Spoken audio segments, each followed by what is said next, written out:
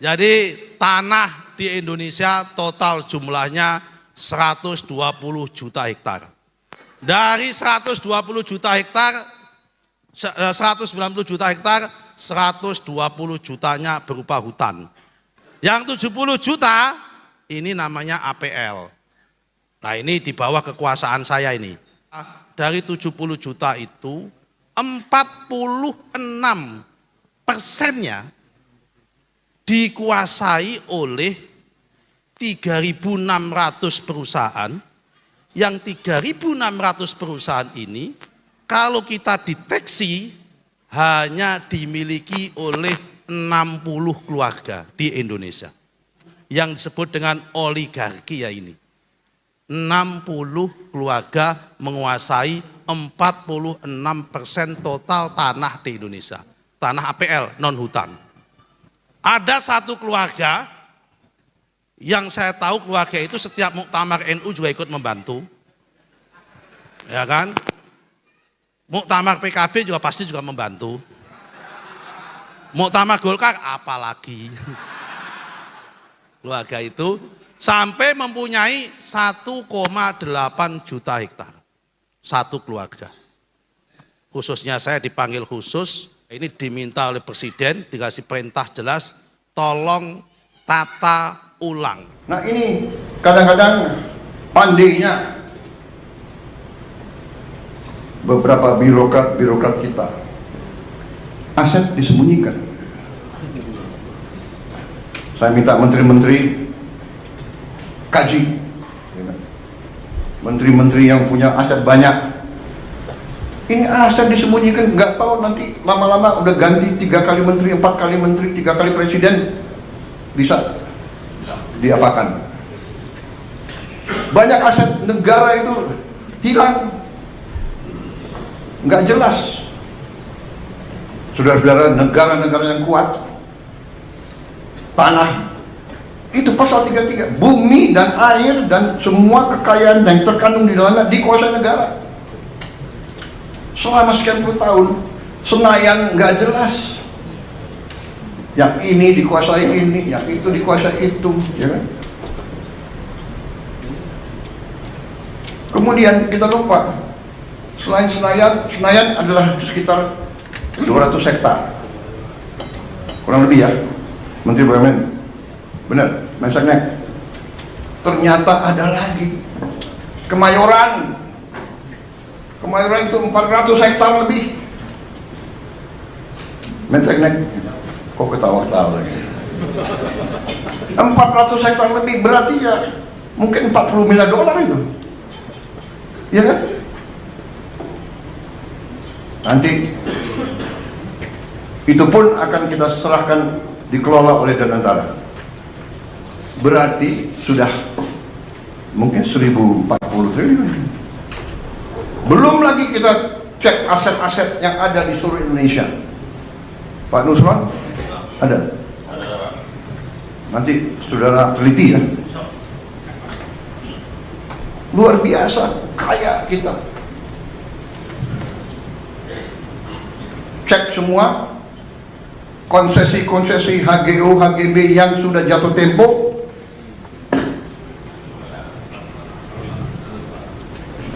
kembali ke negara. We are very rich.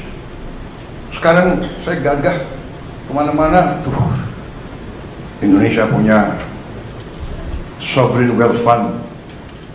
Waktu 900 miliar pun orang sudah terkagum-kagum, ya kan? Apalagi sekarang sudah 1 triliun. Disangka uang itu banyak yang kita mau bagi-bagi, padahal kita butuh mengelola dengan sebaik-baiknya. Assalamualaikum warahmatullahi wabarakatuh.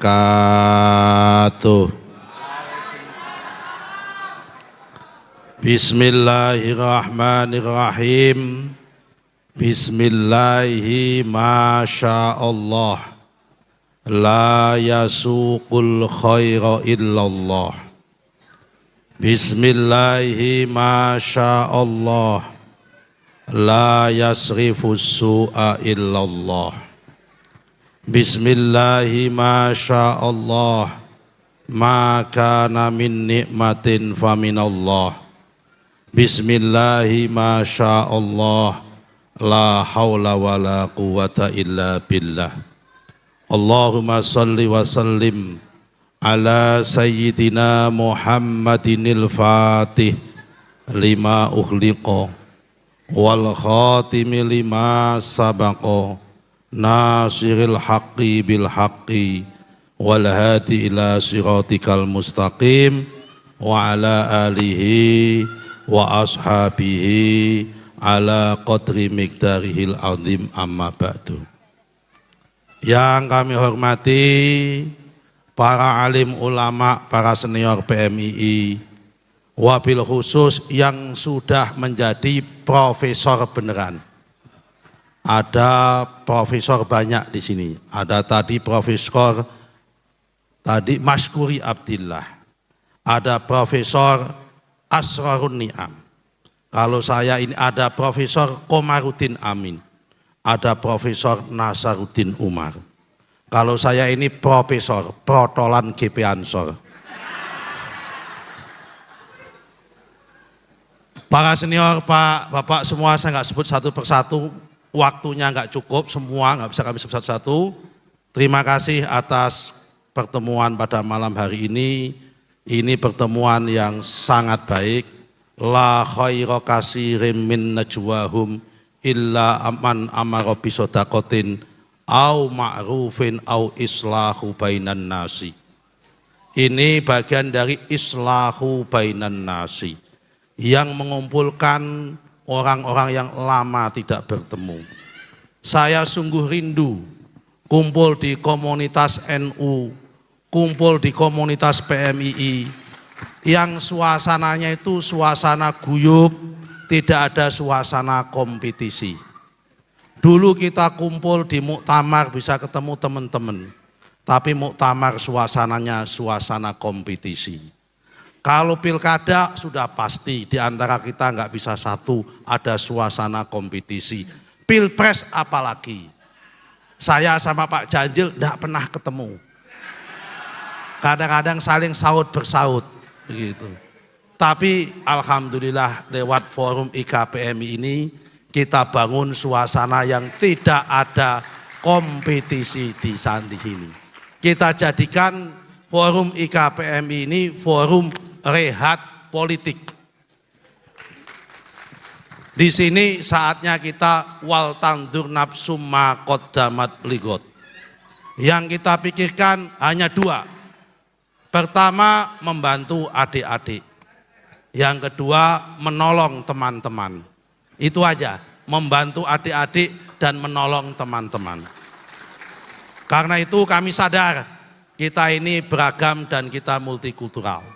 Karena itu Bapak sekalian, saya senang ada pertemuan ini dan sedikit kami menyinggung dengan tugas yang kami pakai, yang ada di kami, bahwa alhamdulillah kami dapat tugas yang sangat berat sekali, mohon doa restunya.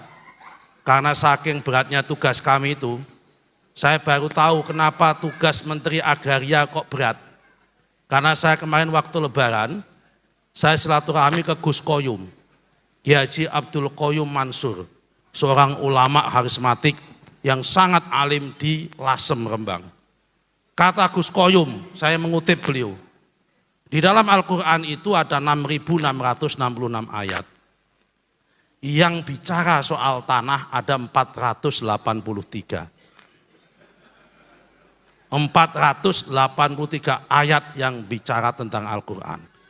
Kalau ada alumni PMI yang mau nulis disertasi atau tesis tentang relevansi ayat-ayat bicara tentang tanah, bisa ketemu saya, akan saya kasih beasiswa tentang itu. Salah satu ayatnya adalah wa minha khalaqnakum wa fiha nu'idukum wa minha nukhrijukum taratan ukhra. Surat Toha ayat 55. Dari tanahlah aku ciptakan kalian manusia. Ke dalam tanah aku kembalikan manusia, dan dari tanah aku munculkan lagi manusia ke dalam kehidupan yang berbeda. tiga agama samawi pendapatnya sama soal tanah. Ini pertanda bahwa sejak zaman Nabi Adam sampai sekarang ini memang tanah menjadi sumber masalah. Dan saya paham, karena manusia itu bentuknya beda-beda, saya yakin dulu itu manusia diciptakan juga dari tanah yang berbeda-beda. Ada kayak Mbak Anggi. Mbak Anggi ini ketua Komisi 6. Oh, Komisi 6 itu namanya Komisi 6, mitranya BUMN. Mbak Anggi ini saya tahu kalau ke luar negeri kunjungan kerja itu pasti belanja beli tas, beli sepatu, beli jam. Seperti ibu-ibu yang lain kalau punya kesempatan.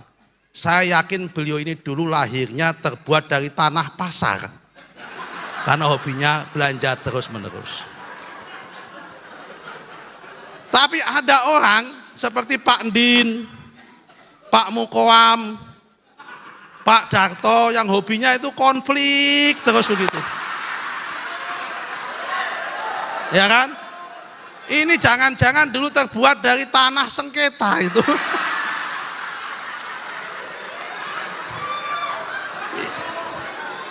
Yang sertifikatnya itu, nah, tapi juga mohon maaf ya, ada manusia di PMII juga yang orang seperti Amsardul Manan, yang kalau buat usaha apapun bangkrut terus, habis itu minta modal ke teman-teman yang lain terus.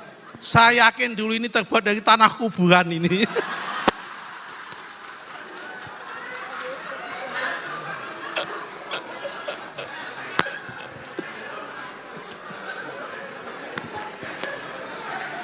Ini kok ketawa gimana, asli. Shot. Pakai shot ya aslinya. Nah, Bapak sekalian, jadi tanah di Indonesia total jumlahnya 120 juta hektar. Ntar dulu, nanti sampai situ. Dari 120 juta hektar, 190 juta hektar, 120 jutanya berupa hutan. Yang hutan nggak bisa kita apa-apakan karena sudah ada penguasanya, menterinya namanya Raja Juli Hutan, Raja Hutan. Ya kan juga. Yang 70 juta ini namanya APL. Nah, ini di bawah kekuasaan saya ini. Nah, 70 juta ini Bapak sekalian, ini yang menjadi concern kita ketika kita aktif di zaman pergerakan.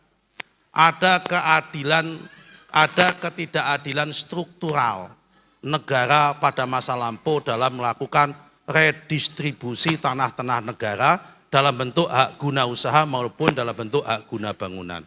Kenapa? Dari 70 juta itu 46%-nya dikuasai oleh 3.600 perusahaan, yang 3.600 perusahaan ini kalau kita deteksi hanya dimiliki oleh 60 keluarga di Indonesia.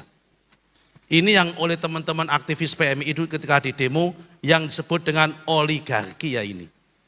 60 keluarga menguasai 46% total tanah di Indonesia. Tanah APL, non hutan. Ada satu keluarga yang saya tahu keluarga itu setiap muktamar NU juga ikut membantu.